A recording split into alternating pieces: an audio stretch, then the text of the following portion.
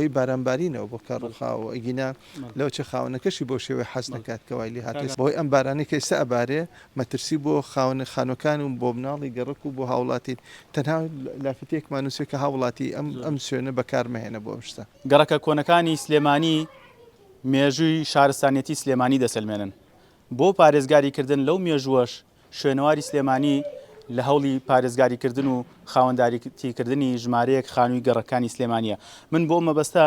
و بۆ زانیاری زیاتر ئەچمە لای کاگاشم بەڕێوەبەری شوێنەواری سلێمانی کاکە هاشم سڵاو لێبێت. ئێوە وەکو شوێنەواری سلێمانی چیتان کردو بۆ پارێزگاریکردن لە مێژووی شارە حیاتەکە؟ ئەوەی کە لە توانای ئێمە بێ لە ڕووی کارگێڕیەوە کە توانیمانە ئێمە نزیکەی 2000 پێگەی شوێنەواری خانووی کەلەپوری کە لە خانوو لە حەمام و مزگەوتە وەکو تۆمارێک بکرێت تاوەکو بمێنێتەوە لە حەوگەڕەکەی شاری سلێمانی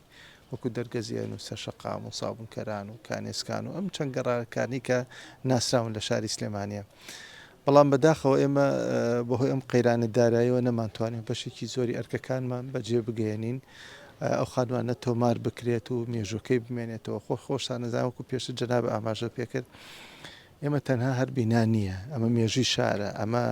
ڕەسەنایەتی شارە، زیینوکردنەوەیەتی هێشتنەوەیەتی وەکو خۆی، بەڵام ئەمە کارێکی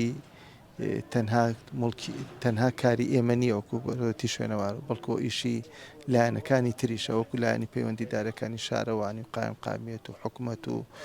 خاوەن مڵک و وەبەرهێن و سەرمایەدارەکان و کە نەک ئەم بینان ئێمە ئەوەی بزانن ڕێگری ئەەکەین لەوەی کە خانوویەک بڕوخێنرێت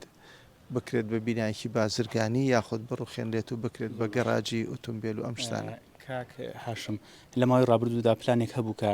خاوەنداریتی لە ژمارەیەک خانوو بکرێت لە گەڕەکەکانی سلێمانی، بۆچی تا ئێستا ئەو هەنگاو نەنراوە؟ ئێمە هەموو یعنی ئەکرێ بڵین ئەمە تەنها لە شاری سلێمانی نییە، لە هەموو شارەکان لە عێراق و لە بەسرا و لە بەغا و لە هەولێر و لە زۆربەی شارە کەلەپور لە کۆیە ئەم شتە هەر هەیە. ئەمە بودجەیەکی زۆری ئەوێت، یعنی توانایەکی تەنها لە توانای حکوومەتانیە. ئەمە ئێمە لە پلانما و لە بەرنامەیە بۆم خانوانە خۆماڵە بکەین بیکڕینەوە و نۆژەنی بکەینەوە جارێکی کە زونویکەینەوە ڕوحکەینەوە بە بەریا و خۆی ڕوحەکەی تیا بوو، بەڵام ئەوەیە کە ئێمە جارێکی کە خەڵک بێتەوە تیا بژی، بەڵام ئەمە هەمووی بۆی کێشەی داراییەوەی.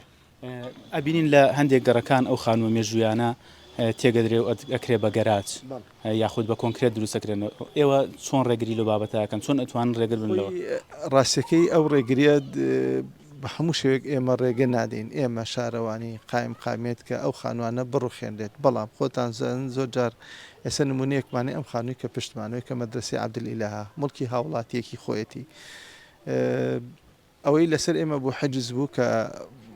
ڕێگە نەدەین کە بڕوخێنرێ، یعنی ئەوەی کە نابێ بڕوخێنێ، بەڵام خۆتان زانن